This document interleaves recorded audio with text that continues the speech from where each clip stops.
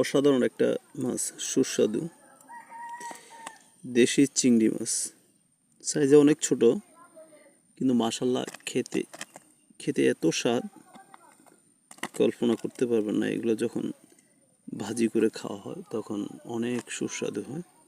আর বিশেষ করে যে কোনো ধরনের সবজি, শাকসবজির সাথে যদি এই চিংড়ি মাছটা মিক্স করা হয় তাহলে শাকসবজির স্বাদ অনেক গুণ বেড়ে যায়। দেখুন কতগুলো ডিম, ছোট্ট একটা মাছ, তার পেটের মধ্যে ডিম, অনেকগুলো ডিম।